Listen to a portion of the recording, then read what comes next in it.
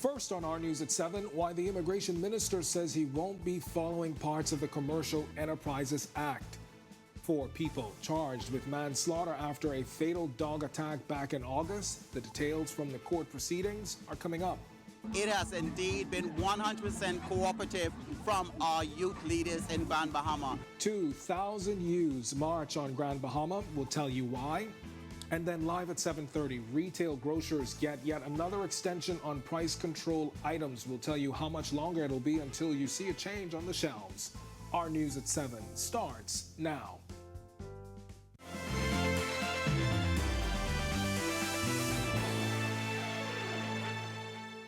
Welcome to our news and thanks for joining us. I'm Kendino Knowles. Minister of Immigration Keith Bell says he does not intend to abide by parts of the Commercial Enterprises Act.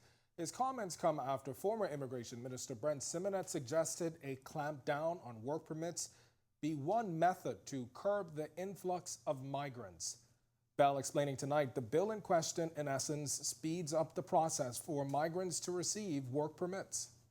As Minister of Labor and Immigration, I will not be following this particular thing. There will be due diligence under this administration in respect to all of the applications. We've got more on this story coming up at 7:30, but first, Bell is saying that the South and Central Abaco MP's comments in a local daily wasn't the appropriate avenue. John Pinder III telling the Nassau Guardian the number of undocumented Haitians living on Abaco is closing in on the Bahamian population and called for stiffer fines for people who employ undocumented migrants. Bell says the focus should remain on what the Davis administration is doing to address the issue. I want to say that I don't think that the media was appropriate in terms of reporting everything he had to say. He also said that the government was moving in the right direction. But let me indicate that, again, we do recognize that there is a challenge in the Abacos, and not just in the Abacos, certainly in other areas of the Bahamas where we have large irregular migrant populations. For me, the central issue is what is the government doing about it? I think that is the focus. Now, this isn't the first time the South and Central Abaco MP has spoken out on the issue. In September, Pinder said the shantytown situation is extremely concerning, but Bell maintains that government has been working to address the concerns. In 2014, the government commenced the largest investment in the Royal Bahamas Defense Force's history with the Sandy Bottom project. We invested over $200 million in new vessels. And so what we have sought to do was to ensure that we equipped our law enforcement agencies with the requisite tools, that is, seafaring deep ocean vessels, which are able to create a blockade. Secondly, we have partnered with the United States Coast Guard, and certainly the Turks and Caicos Island. 4 people will stand trial for manslaughter for their roles in the death of a 61-year-old man killed by a pack of dogs back in August. The charges are against Alvante Richards, Vanria Richards, Rashad Timothy, and Van Johnson for the death of Anthony Swan. Now, you may actually remember the story. It was back on August 27th when Swan was found dead on Palm Tree Avenue with multiple dog bites. Authorities impounded 3 pit bulls and a pot cake allegedly owned by the accused. The 4 remain in custody unless a Supreme Court judge grants them bail. And a man is also behind bars tonight for allegedly having unlawful sex with his half-sister. Find out the details from today's court proceedings coming up in our news at 7:30. But for now, we head over to meteorologist Greg Thompson, who is standing by in the Weather Center with a look at temperatures across the islands. Good evening, Greg. Thanks, Kendino, and welcome everybody for our first look at weather on this beautiful Tuesday evening. Temperatures still comfortable, slightly warmer than what we had last evening. 83 degrees with a few clouds outside. Your winds out of the north-northeast at 8 miles per hour, and your feels-like temperature at 84 degrees. Family Island temperatures right now around the northwest Bahamas, 78 in Freeport, Grand Bahama, 81 across in Marsh Harbour, Abaco. We pick up 82 in Alistown, Bimini. Great Harbour Key, the Berry Islands, 83. Over in Governor's Harbour, 79, as well as in Nicholstown, Andros, you are at 79 as well. Into the capitals, 83 degrees is our current temperature. Central Bahamas, 80s in Kemps Bay, Andros actually, Arthurstown, Cat Island, as well as Georgetown and Deadman's Key, all 80. We pick up 76 in Coburn Town, San Salvador, and into the southeast Bahamas temperatures near the 80-degree mark there as well. 83 in Duncantown, Ragged Island, Colonel Hill, Crooked Island at 79. We pick up 81 in Delectable Bay, Acklands, as well as in Abrahams Bay, Meguana. 83 in Providenciales, Tricks and Caicos Islands. Deep South, Matthewtown, Inagua, you guys are currently 82, pardon me, at this hour. Satellite view, upper level low spinning just to the east of the Bahamas and a trailing trough that's hanging out there. Some of that moisture is wrapping around and bringing us a few isolated showers across portions of the Bahamas, the Abacos, Eleuthera, as well as the Cat Island and San Salvador area. You guys in Long Island also getting in on some of the action. Turks and Caicos Islands, couple isolated showers and thunderstorms down there as well. This upper level low will eject towards the north. That will drag that surface trough to the north as well. Most of the moisture staying east of us, but high pressure will dominate the Bahamas for the next couple of days, and we're looking at some very nice weather through that period. That's your first check on weather. Stick with us and look at your tropics, and your extended forecast is still to come. Still to come on our news, how one agency is helping startups and existing businesses get over the hump. More than 2,000 young people rock 8 Mile Rock for a youth march. Our news was there as they stepped up for a cause. And Britain has a new prime minister. What you need to know about the third person to hold the post in the past 3 months. Our news at 7 is back in a moment.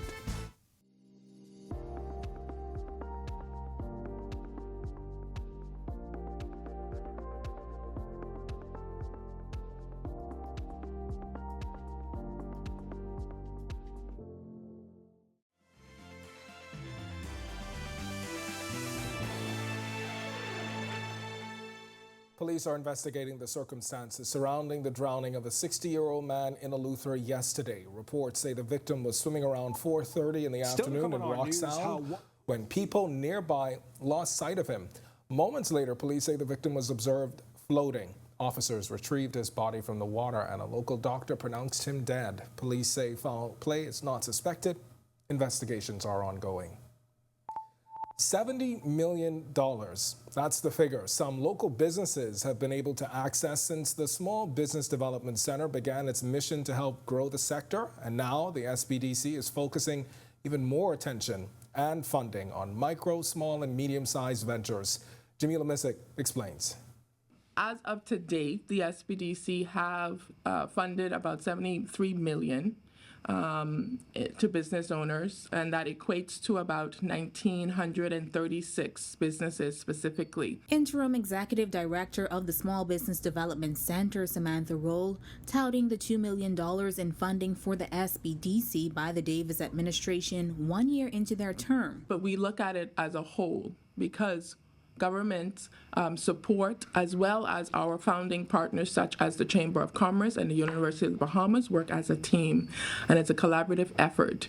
And so funding is ongoing to support MSMEs on a national level. Roll explains the difference in figures over the years. We would have received an uptick certainly within the year of 2021 having to do with the pandemic. So that's one aspect of it.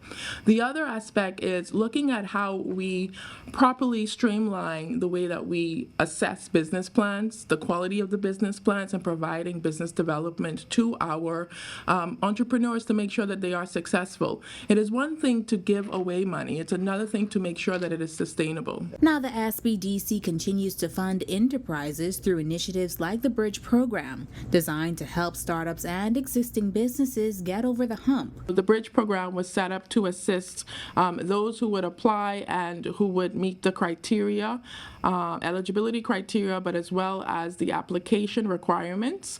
And once approved, that would help them to, one, either start up or two, expand. It is structured to where funding can be available between $5,000 up to $25,000, again, based on the assessment of the adjudication committee. Reporting for Our News, I'm Jamila Missick. Over 200 people took to the streets in 8 Mile Rock, Grand Bahama for this year's Youth March held over the weekend. Marlena Leonard tells us that it's all for a good cause. When you march, it means that you are agreeing to a particular subject. and that subject has caused you to come and make a public demonstration. School children, teachers, and guardians participated in the 2022 National Youth March in 8 Mile Rock. Social Services Minister Obi Welchcombe, who also serves as the MP for West End and Bimini, says the event was a great display of unity and purpose for a new generation.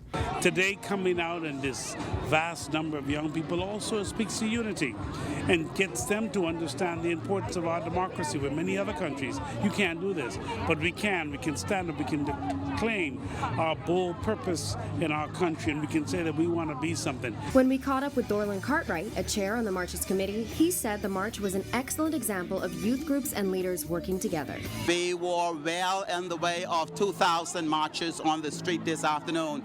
We will have a representation from our high school, our primary school, our churches, our civic organizations, and it has indeed been 100% cooperative from our youth leaders in Grand Bahama. And this year's march was especially meaningful for many of the children, as this march was the first event of its scale since the pandemic. That enthusiasm, shining through in school chants and waves to the onlookers, will hopefully leave a lasting impression on the students about the impact a march can have.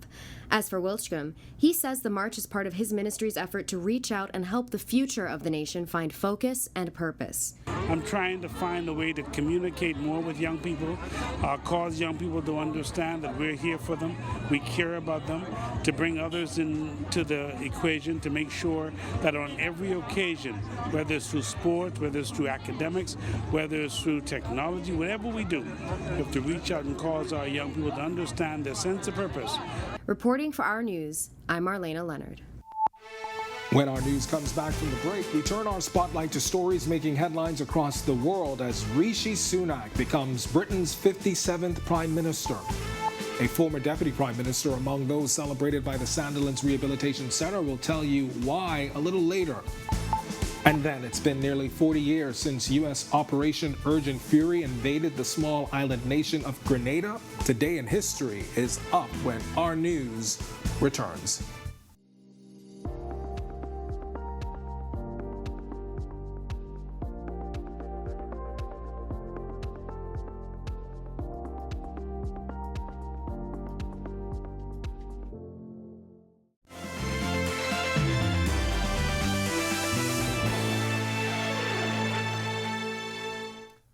This is Our News. Welcome back. We turn our attention now to stories making headlines across the world.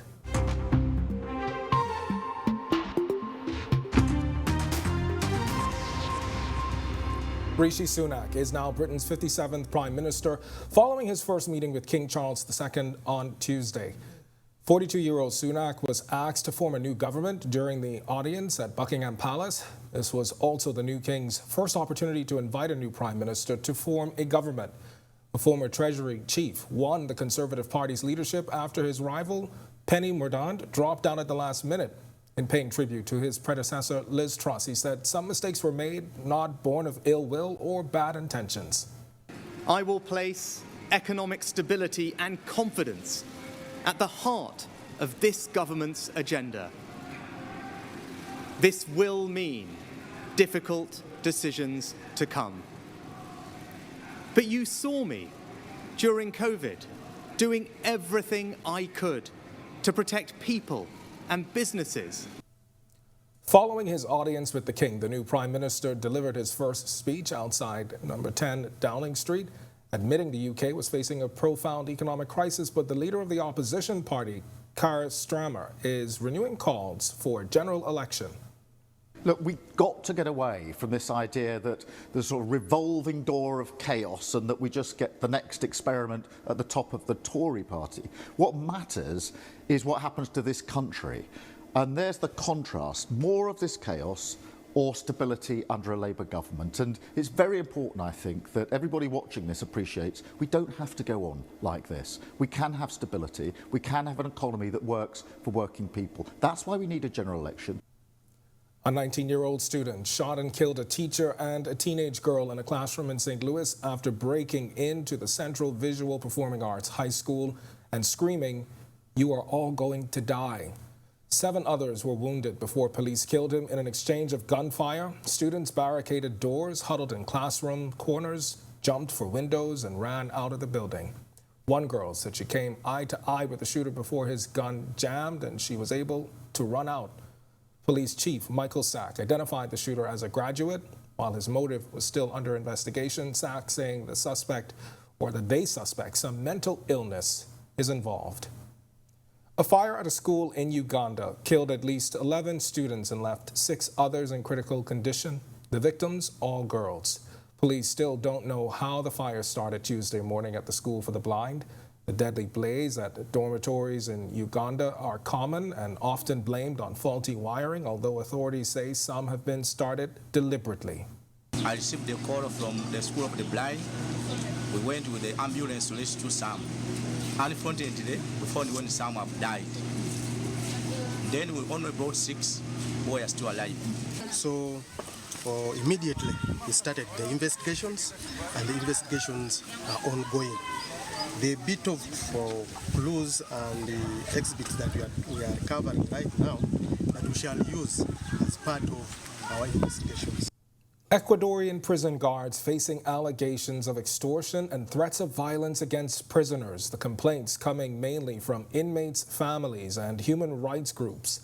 The prison system is facing problems of increased jail violence, with 400 reported deaths in 2 years from confrontations.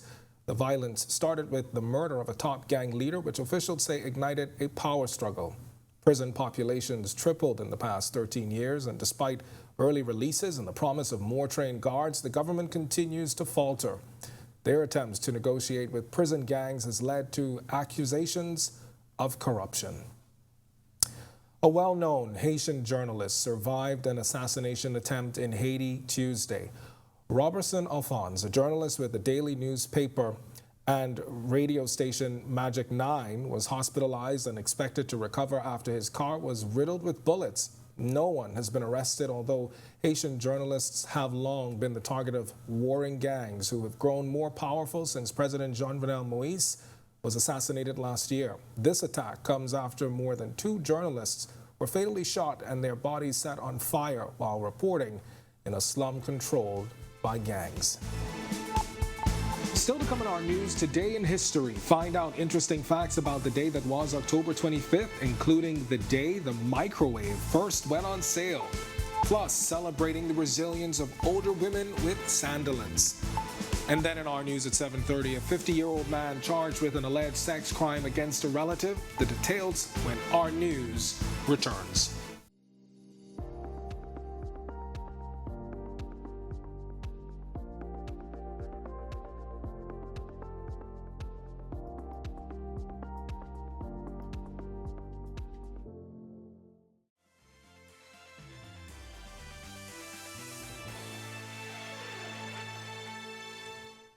Welcome back to our news. It's time now to turn our spotlight on events that shaped the day that was October 25th. Take a look.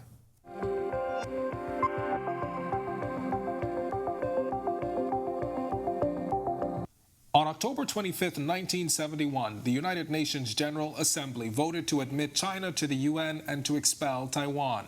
The Communist China therefore assumed Taiwan's place in the GA as well as its place as one of the 5 permanent members. The Republic of China had been a member of the UN from the organization's formation in 1945, at which time it still governed all of China until 1949. Then in 1983, the U.S. military, under President Ronald Reagan, invaded the tiny island country of Grenada. The United States invasion of Grenada began at dawn on October 25th that year. The U.S. and a coalition of 6 Caribbean nations invaded the island 100 miles north of Venezuela. Codenamed Operation Urgent Fury by the U.S. military, it resulted in military occupation within a few days. The American government defended its invasion as an action to protect American citizens living on the island, including medical students. 1955 saw the first domestic microwave ovens go on sale. Developed by Tappan in conjunction with Raytheon, the RL-1 was the first microwave oven designed for home use. The microwave at the time had a retail price of $1,295, and only 34 units were manufactured that year. The company sold a total of 1,396 units before production ended in 1964. And in 2004, the veteran British disc jockey John Peel, who championed new music trends such as punk, reggae, and hip-hop on mainstream radio, died at 65. He died in Peru while on holiday in an ancient city of Cusco. In this photo, Peel is posing for a photograph taken to mark the 25th anniversary of the Glastonbury Music Festival in southwest England in June of 1995. Well, International Day of the Older Person is celebrated on October 1st each year. And for the third time, the Sandilands Rehabilitation Center Geriatric Hospital joined the United Nations in commemorating the day. Now, one of the initiatives put on by Healthcare Facility, a display competition depicting this year's theme, Resilience and Strength of Older Women. Each ward had the opportunity to highlight a specific person that they thought had made just amazing contributions to our country. Interestingly enough, 2 of our wards chose to highlight our Deputy Governor General, Cynthia Mother Pratt. And so we thought that was indeed amazing. Judges voted, and indeed, Cynthia Mother Pratt's board that's here today was the winning board. And so we are just happy for this opportunity to put our older persons, just remind everyone in the community of how lucky, how blessed we are to have amazing older women making generous contributions to strengthening our country. Now, Jennifer Munnings, a sister of Thompson Ward, is the designer of the winning board, which you're looking at right now on your screen. She made the presentation on Monday describing that her vision for the piece was to highlight Mother Pratt's journey from the pit to the palace. Mother Pratt, she's calling it an honor. Thank you for sharing with me this precious moment. Thank you, Geriatrics. Thank you, Sandilands Rehabilitation Center. Thank you. I can't say it enough, because too often we tend to judge people by things, and not by who they are inside, what is coming on the outside. And so I treasure my people. Now, if you want to get another look at that story with Cynthia Mother Pratt or to share with family and friends, visit Our News Bahamas on Facebook or the Our News website at ournews.bs. Well, that does it for us in News at 7. Joining us now is our Italia Hall with the latest headlines. Italia? Yes, Ken, great stories tonight, and it's a pleasure to see Mother Pratt being honored in that way. Yeah, to see, and to see her being, given her flowers from the pit to the palace. Yes, there's so many stories like that we don't get to tell very often, and so when you see it, really good to see. Yes. Yeah. And we have a lot of news to get to at 7:30, including the reopening of Club Med. A number of visitors traveling to that island this week to experience the resort. Live at 7:30, Unrealistic. The declaration made by Immigration Minister Keith Bell in response to the parts of the Commercial Enterprises Act. Plus, in news from the courts, we'll tell you why one 50-year-old man is behind bars tonight. Details of the charges he is facing coming up. And November 1st is the new date for retail grocers to get their prices in order. Details of the new extension tonight. And back in business, Club Med in San Salvador reopens with Air Canada Gas. Our News at 7:30 starts in a moment.